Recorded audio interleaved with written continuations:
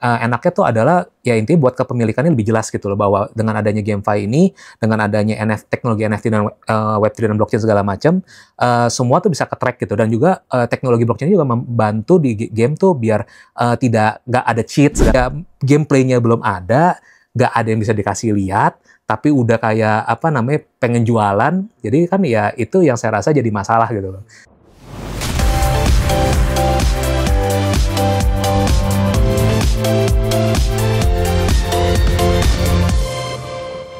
Ronald Wijaya, CEO Astaverse. Salaman dulu dong. Salam kenal. Yes, Ronald. Gimana kabarnya? Ya, baik hari ini. Ronald, by the way, kita mau nanya nih soal GameFi dan turunannya. Ini kalau pertanyaan pertama ini sebenarnya GameFi ini apa dan gimana sih konsep dari GameFi ini? Karena kita tahu ya ada menggabungkan elemen game sama juga elemen finansial berbasis blockchain. Ini gimana, Ronald? Oke, jadi GameFi ini kan kita tahu ya, dibilang baru banget juga nggak, dibilang lama juga enggak gitu kan. Tapi kan baru mulai popularize di tahun 2017-an akhir lah gitu, dimana ketika game digabungkan dengan teknologi blockchain dan Web3 ya, dengan DeFi especially gitu kan, akhirnya lahirlah GameFi. Kelebihan GameFi di sini tuh mungkin karena adanya elemen-elemen seperti NFT, elemen-elemen seperti yang cryptocurrency gitu kan. Jadi di mana di sini kayak kalau saya bahasa game sehari-hari lah saya pakai lah di sini. Nah, jadi kan kalau pemain biasa kalau beli misalkan premium currency ya yang kayak diamond atau apa di Web2, nah sekarang akan bisa digantikan dengan cryptocurrency di Web3. Nah, dengan ada DeFi ini dengan cryptocurrency-nya itu sifatnya bisa dibeli dari exchange segala macam. Nah, itu nilainya kan bisa naik turun kan. Jadi diamond itu nilainya nggak statik tapi bisa fluktuatif gitu loh. Nah, itu seiring dengan gamenya tambah lama tambah populer atau nanti jumlah dari tokennya yang premium currency tambah lama tambah dikit gitu kan. Nah, itu juga nanti pasti akan tambah mahal gitu loh untuk perihal tokennya tersebut, currency tersebut gitu loh. Nah, jadi saya bilang sih mungkin perbedaan dari game Web2 ke Web3-nya kalau bahasa sehari-hari seperti itu lah kurang lebih lah. Tapi kalau di game Web3 nih, Ronald tadi juga sempat mention dari Ronald, dari lu sempat mention soal game Web3. Nah, ini kan kita juga Web3, game Web3 itu kan kebanyakan mostly itu adalah play to earn. Itu which is mengubah cara orang dalam bermain game dan berinvestasi. Nah, ini kalau dari perspektif lu sendiri gimana, Ronald? Oke, mungkin di sini biar karena biar gamer ngerti lah ya. Gitu gue pakai bahasa hari gamer lah gitu sini lah. Nah, gamer itu kan kalau yang kebanyakan masih datang dari dunia Web2 gitu kan.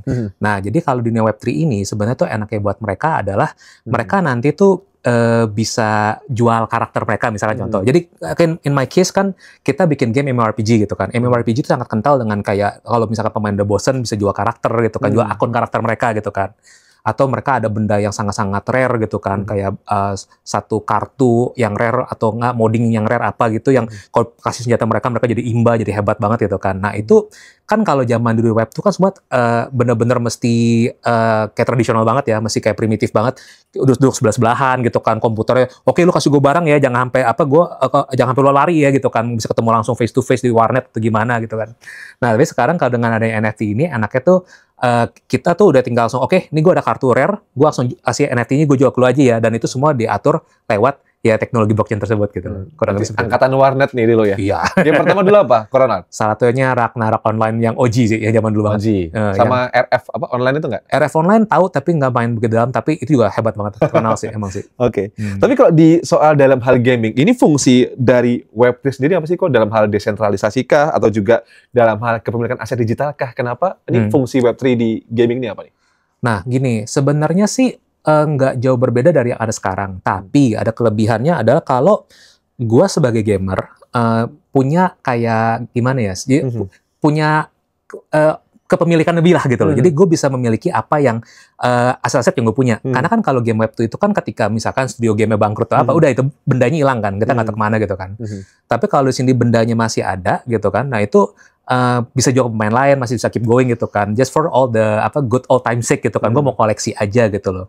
Nah, jadi dengan adanya NFT tersebut, kita bisa kita koleksi barang-barangnya.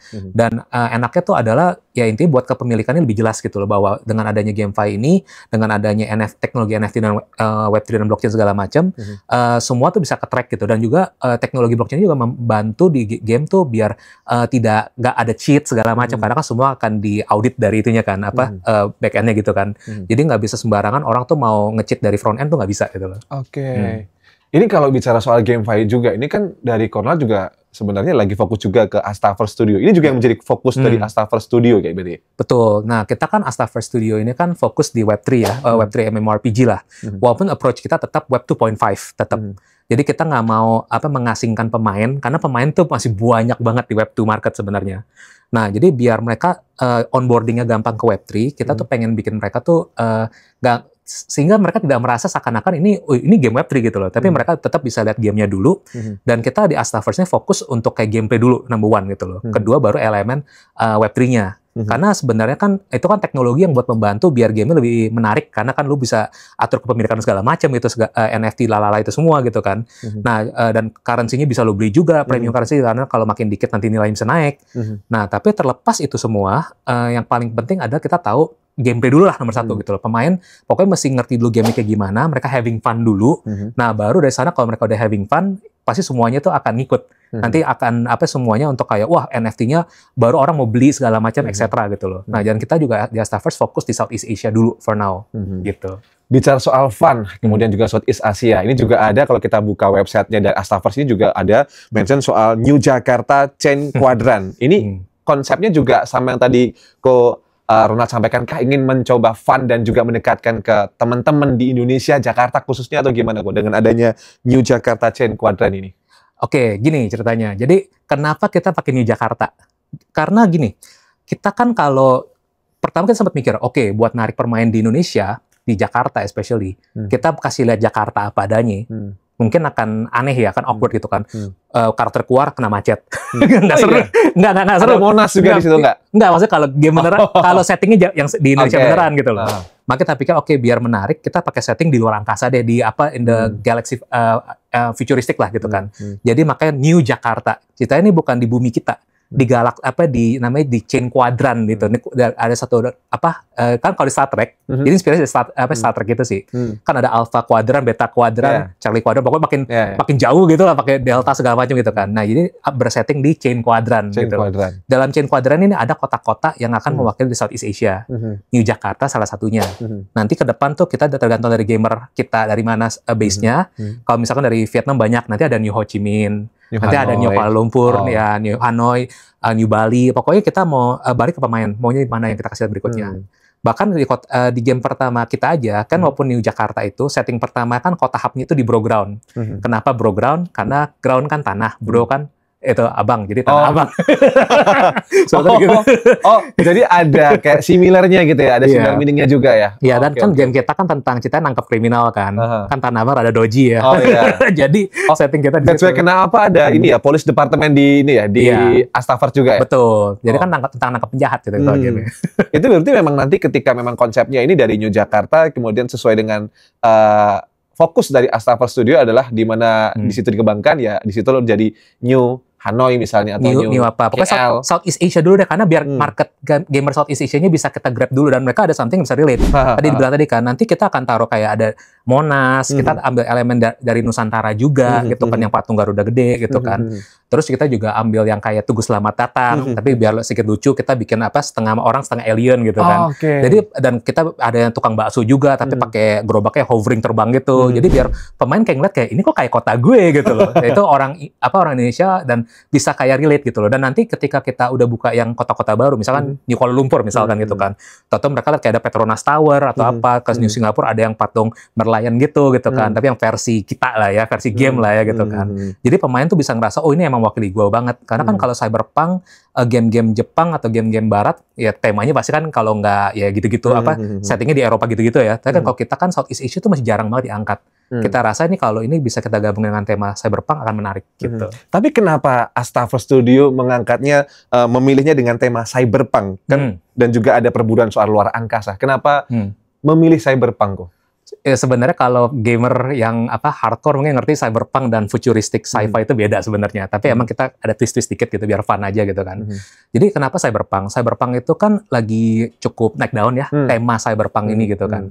Nah, kita kalau saya cerita tadi di awal, kalau cuma Jakartanya bukan New Jakarta, Jakarta yang current Jakarta, takutnya terlalu biasa gitu loh. Dan baru keluar macet segala macam gitu kan. Nah, mendingan kita kasih elemen cyberpunk, karena cyberpunk itu keren gitu loh. Cyberpunk tuh bener-bener yang ceritanya di mana badan udah bisa diaugmentasi gitu kan. Jadi orang tangannya hilang bisa diganti tangan robot gitu kan. Nah, itu kan teknologi yang mungkin kayak next 50 to 100 years lah gitu loh.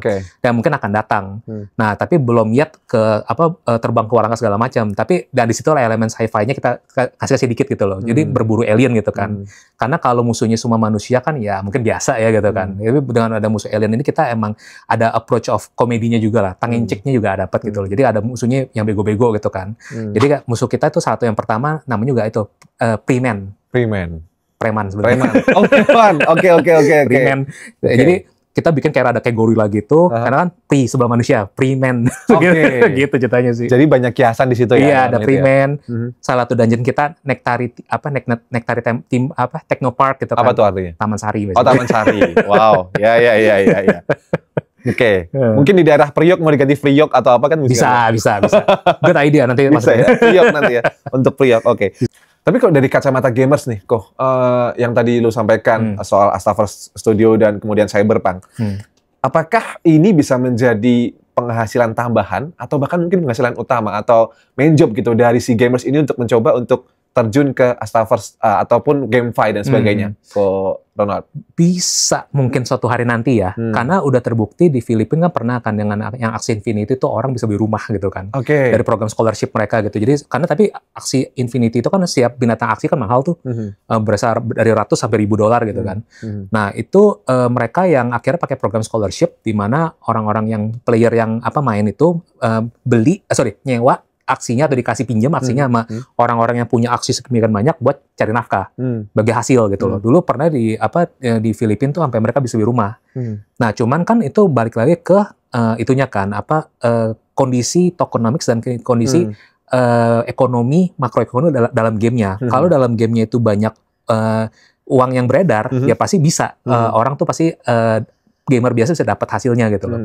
Tapi kalau misalkan di sini kalau menjawab pertanyaan tadi apakah bisa jadi utama atau sampingan, ya itu pernah utama kayak gitu. Cuman kalau lagi kondisi Web3-nya atau blockchain market lagi down, nggak bisa jadi penghasilan, susah gitu loh. Nah, tapi ke depan saya rasa sih mungkin bisa kalau udah stabil.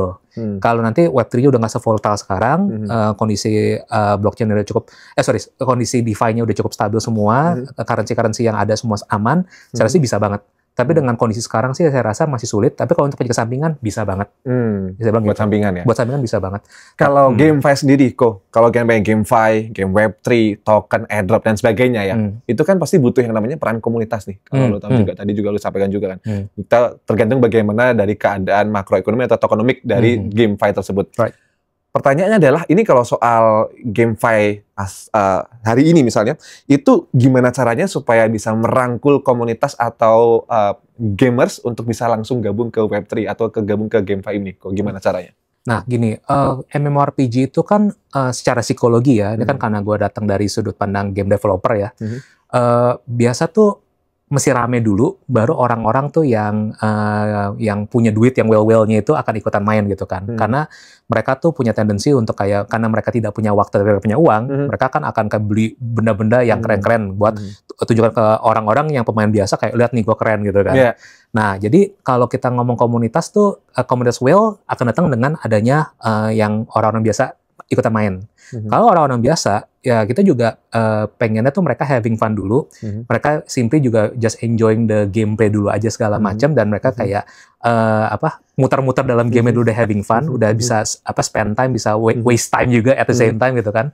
Nah, jadi saya rasa sih dalam hal itu sih game-nya mesti fun dulu. Once again, itu kata kuncinya mesti fun dulu gitu loh. Karena kita tahu kenapa Web3 banyak yang berjatuhan kayak kayak Vice gitu, karena ya gameplaynya belum ada, nggak ada yang bisa dikasih lihat, tapi udah kayak pengen jualan. Jadi kan ya itu yang saya rasa jadi masalah gitu loh. Nah, jadi kalau dan ada satu lagi nih. Apa tuh? Which is komunitas yang mungkin kita dari DAO yang kita harapin. Nah, DAO itu tuh kita berharap kalau nanti mereka pegang holder token kita cukup besar, nah maka mereka punya keputusan untuk bisa mengambil keputusan untuk kayak, gue mau fitur ini dong dimasukin ke game, itu bisa. kami akan kasih that kind of privilege ke mereka. Nah, dan kita berharap tuh dengan demikian mereka akhirnya merasa bahwa gue punya ownership of this game loh gitu loh. Nah, itu juga komunitas yang kami harapkan. Dan itu yang sebenarnya untuk awal-awal ini yang pengen kami prioritaskan ke mereka dulu gitu ya, DAO dulu gitu loh. Nyambung juga soal DAO dan sebagainya. Tadi juga kok Ronald juga sampaikan soal DAO. Kalau soal game itu misalnya, kita kan tahu dari Web2 misalnya, game Web2 kayak Mobile Legends dan sebagainya, ada skin, diamond, yang dia tuh cuman literally buang uang buat kesenangan dia. Benar. Di game Web3 itu justru sebaliknya, dia memang beli dan juga bisa dijual dalam bentuk NFT dan sebagainya. Challenge-nya selain fun, apalagi kok untuk bisa merangkul teman-teman dari game Web2 ini bisa untuk pindah ke Web3? Oke. Saya rasa kan kalau balik ke prinsip yang game masih fun dulu gitu kan. Karena kan yang tadi kalau kita ngomong dari yang game-game kayak MOBA segala macam gitu, kenapa mereka beli skin yang buat pamer doang, tapi kalau suatu hari game tutup udah goodbye gitu kan. Kayak teman saya juga ada beli 40 juta rupiah buat skin doang ada gitu kan. Pas saya tanya mereka, kenapa? Karena gue suka aja keren, lucu gitu. Karakternya kelihatan keren karena gue pakai skin kayak gini gitu kan. Nah, jadi karena sekali lagi dia udah invested on the game because ya he loves the game gitu kan. Karena dia disuka game terlebih dahulu. Nah, saya rasa di Web3 pun harus sama. Karena sekali lagi ini kan kita bikin game gitu kan. Namanya game, bahasa Indonesia permainan mesti fun gitu kan. Nah, kalau kita nggak fun dari awal, saya rasa sih nggak akan sampai tahap mereka buat skin segala macam bisa gitu loh. Nah, kita kan mungkin akan jual skin dalam bentuk tanda kutip NFT segala macam gitu kan. Kosmetiknya semua dari situ, beberapa senjata lah atau spaceship-nya lah segala macam dalam bentuk NFT gitu kan. Nah, saya rasa mereka mesti paham dulu apa benefit yang mereka dapat kalau mereka ambil barang-barang tersebut, NFT, lala itu semua gitu kan. Kalau mereka dapat itu, maka privilege-nya atau mungkin benefit-nya adalah ABCDE gini. Karena mereka tahu kalau benefit-nya banyak, nggak usah disuruh pasti beli kok gitu loh. Simple gitu kan. Jadi komunitas akan lihat kayak gila kalau gue punya ini dan ini terbatas tuh. Kan NFT terbatas kan nggak bisa terus-terusan bikin gitu kan. Nah, wah gue mesti beli sekarang. Jadi itu yang buat menarik komunitas biasa sih dengan ya dia tahu dulu benefitnya apa. Karena kalau game-game lain yang di Web3 yang saya rasa tidak berhasil tutup gitu kan. Karena NFT pas dijual pasti tanya ini nanti buat apa? Nantilah tunggu lihat gamenya jadi dulu lah. Belum jelas gitu loh fungsinya apa. Jadi ya saya rasa itu yang membedakan sama skin gitu loh. Karena kalau kita juga, kenapa gue tanya itu ke Ronald, karena kalau kita lihat dari tahun 2021, ada artikel yang menyampaikan lebih dari 5% atau 60% game Web3 ini gagal dalam play to earn, karena memang kebanyakan fokus ke earn daripada fun yang tadi Ronald sampaikan. Berarti ini juga yang ketika kalau kita name it, yang game Web3 yang masih sustain sampai sekarang ada Decentraland, kemudian ada Sandbox, Axie Infinity. Berarti yang disampaikan, yang tadi gue sampaikan 3 tadi, itu mempertahankan play daripada earn. Dan komunitas, karena komunitas mereka juga cukup kuat dari in the beginning gitu kan. Aksi itu besar karena aksi yang starting the whole trend gitu kan. Yang untuk Web3 itu orang jadi tahu, gila kalau Web3 waktu back then Web3 game sama dengan Axie Infinity back then 2021 2022 gitu kan. Oh gitu ya, waktu itu. Ya, kayak kripto sama dengan Bitcoin kayak gitu ya. Iya, misalnya kayak gitu. Back then kan itu yang starting the trend kan mereka. Jadi ya kenapa sih bertahan? Decentraland segala macam karena ada involvement dari komunitas yang kuat juga. Contoh Snoop Dogg juga taruh di Decentraland. Beberapa orang kayak bikin something di Decentraland itu yang bikin kayak komunitas kayak pengen coba di Decentralandnya karena mau itu. Mau cek dulu ada apa sih di sana gitu loh. Nah, ketika mereka tahu bahwa ternyata seru ya, nah makanya itu bertahan juga. Tadi apalagi game selain Decentraland? Decentraland ada Sandbox juga. Sandbox juga sama itu kan, mirip Decentraland kan. Dia juga ada beberapa brand nama-nama artis-artis yang influencer gede bikin something within the Sandbox atau di Decentraland. Nah, akhirnya itu orang-orang jadi kayak pengen lihat dan komunitasnya jadi cukup besar sehingga ya masih bertahan sampai hari ini gitu sih. Berarti ini juga menjadi pekerjaan rumah atau PR juga bagi Astafers untuk menjaga balance atau keseimbangan antara si orang yang mau main game ini dengan orang yang memang mau monetisasi aja kok. Yes, tapi kalau saya boleh memilih, of course saya pengen ke gamernya dulu ya. Karena saya tahu nanti tradernya akan eventually datang juga belakangan ketika lihat ternyata udah game udah muter gitu loh. Jadi udah NFT-nya udah mulai dibeli-beliin sama pemain yang normal gitu kan. Yang orang Web2 akan jadi Web3 gara-gara itu gitu kan. Dan akhirnya mulai kayak kok kayak bagus ya market NFT di game ini ya gitu kan. Ya trader akan datang gitu loh. Jadi saya rasa sih harus seperti itu karena kalau enggak sifatnya spekulasi doang. Mereka nggak tahu apa yang mereka beli gitu kan. Gitu loh. Oke.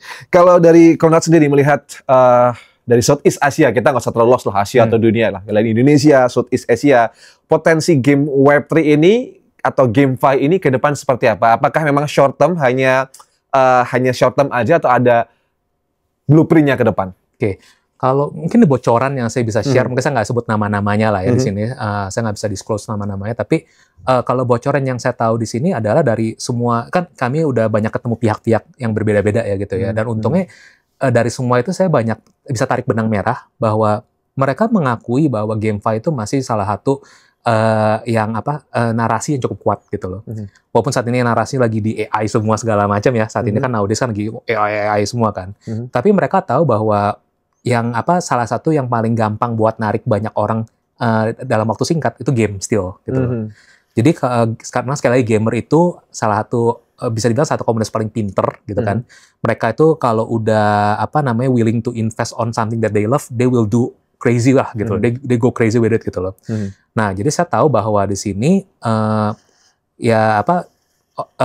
marketnya ini nih yang saya ngajak ngobrol itu semua, mereka udah ngelirik Southeast Asia banget dan mereka tahu bahwa ini Southeast Asia gede nih, duitnya gede sini nih gitu kan. Dengan everything that happening in the world right now, duitnya gede Southeast Asia.